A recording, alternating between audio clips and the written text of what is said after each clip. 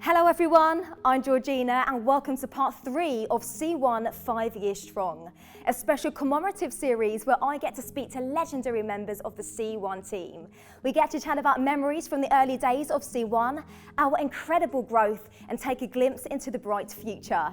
Are you ready for part 3? Well, so am I. Let's start it off by sitting down with C1 Chairman of the Board, Robert Floor. Welcome, Robert.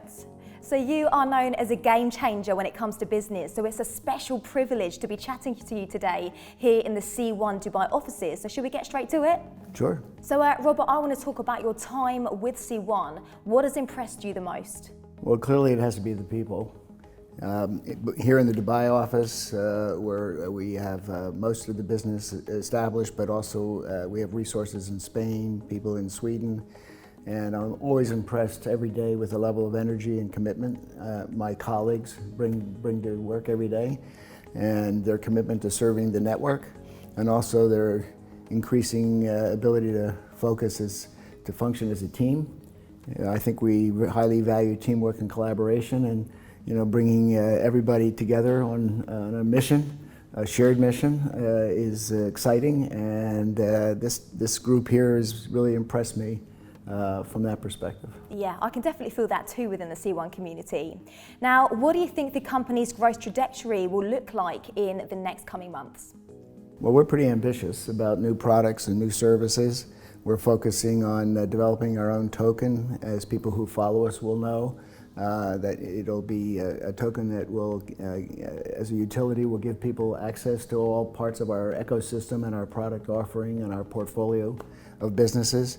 We're focusing on developing new lifestyle apps and offerings like in fitness and health, and as well as travel and in education. So we're quite ambitious over the course of the next year. So you've got many new products that are coming to the market, you've got a new app, you've got a new token. What do you base this on? Is there one thing that's really going to help push those to the community?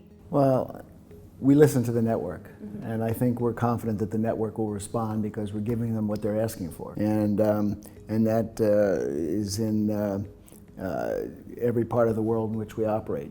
So it's interesting. It's a challenge to sort of respond to people from different countries and different cultures, but it just seems that everybody is clearly interested in the digital world as it's developing. They're interested in lifestyle opportunities. So that's what we're committed to doing, and I'm sure the demand will be there if we develop the products in the right way.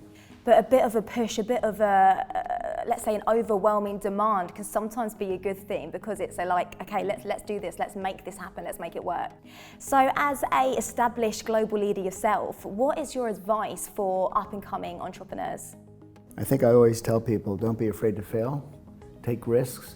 If you believe in something, apply all the energy and passion you can to it. I think passion is critical, and also to work with others effectively, build teams, and don't be afraid to ask for help. So I think that's what you need to do. Working together as a team, as a community to make things happen. But don't be afraid to fail. Don't be afraid to fail. It always helps you when you do fail, just push that little bit You learn further. from it. It's a learning. I want to look into C1's future now. So what do your expectations for the future of C1 look like? Well, I think we want to continue to be considered not just the biggest network marketing business in the world, but also the most successful. And that doesn't mean just in terms of how much commercial success we have, but also in the way we conduct ourselves as a company, and that we are place a high value in being fully compliant and regulatory, from a regulatory perspective in every market in which we operate, and to make people proud of their affiliation with C1. And we want to set a standard in everything we do, and the quality of the products, the way we operate our business, the way we work together, the way we engage with our members, and to make sure the members are happy. Well, Robert, we've touched a lot on the future for C1. I want to talk about what's happening now, especially cryptocurrency. Now, crypto is seeing an incredible spike at the moment, right? So C1 has foreseen this. What is the value of foresight in the business? Well, I think most of the world now appreciates that crypto is here to stay in some manner, and you see the success that Bitcoin has had in the increase in the valuation. I think that is carrying the rest of the market. But people see the applications of crypto in the commercial world and offering ways for people to transact, have partner agreements, do global trade, the importance of blockchain, distributed ledgers, crypto, digital assets. Sometimes these assets will be backed by physical assets like gold or silver or whatever, but I think that's the way the world is going, and I think we're going to see more and more activity in the crypto world, and we want to be a participant in that and a leader in that. Amazing insights, Robert. Thank you for your time today. I've certainly learnt a lot from you, and I'm sure our C1 community has as well, so thank you. Now, C1 is renowned across the industry for its spectacular events. Whether it's an incentive trip to an exotic local, recognition events featuring top flight entertainment, or training right here in Dubai, C1 events are second to none. Now, much of the success is thanks to my next guest, C1's head of events, Jade. So let's meet her next. Hi, Jade. Hi. Thank you so much for taking the time to sit with me today. Now, you've been with C1 for nearly 3 years, right? Yeah, it's absolutely flown by. What do you remember from your first C1 event? Well, my first C1 event was actually at the Pearl, which is one of Dubai's most iconic venues, and we had over 800 people. So it truly was a great way to jump right in. Yeah, and that's quite an achievement to manage an event of 800 people for your first ever C1 event.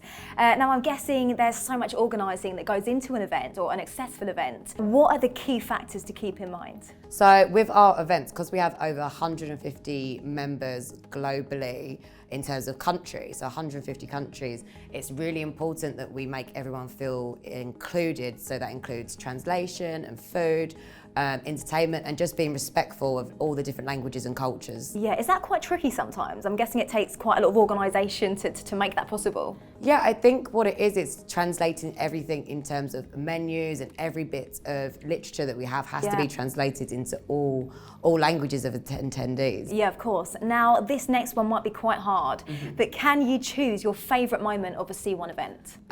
God, favourite moment is very difficult. My favourite part of the C1 events is definitely our infamous incentive trip. We had fireworks in Thailand, we had driving classic cars in Cannes, and then obviously just recently the Maldives, where we had some fabulous dinners and events there as well. I've seen and heard about your recent trip. It looked and it sounded incredible. When it comes to planning an event, how do you actually come up with a particular theme?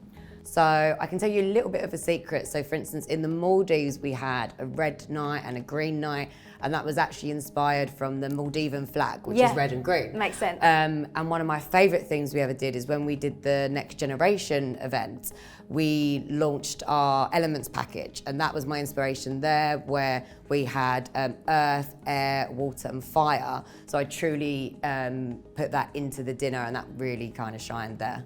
And where does kind of your inspiration come from? Is it you being a creative person? Is it sort of putting a mood board together? How do you get your idea sort of on paper and then make it work? Well, I've been in the events industry itself for over 13 years, so it just comes from a lot of experience, and I get the inspiration from either the destination or, like I said, the products that we're launching at that time. It's nice to involve that as well, for sure. Yeah, definitely. Now, looking ahead, what is next for the C1 team? We've got anything coming up in the pipeline? Well, I can't reveal too much because we like to keep everything a surprise. I can't push you too much. No, today. too much. Well, Jonah's just released in the Maldives a big secret that we will be doing our 2025 incentive as a cruise trip, which members have been begging me for 3 years for another cruise. So everyone's super excited about that.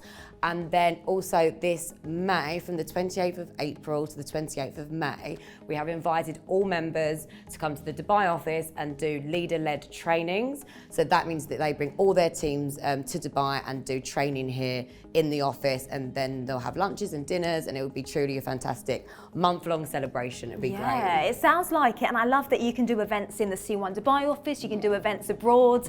It's just so many different options, and it's all down to you and your creativeness. Yes, thank you. So thank you so much, Jade, for joining me. I'm sure the next C1 event is going to be incredible, and I'm looking forward to experiencing it. Thank you. That's a wrap for part 3, C1 5 Years Strong. It's been amazing to speak to so many industry leaders, hearing about their memories and learning about their vision for the future as well. And what's clear is that C1 is heading towards an incredible future as a crypto game changer. So thank you so much for joining me today, and I'll see you soon.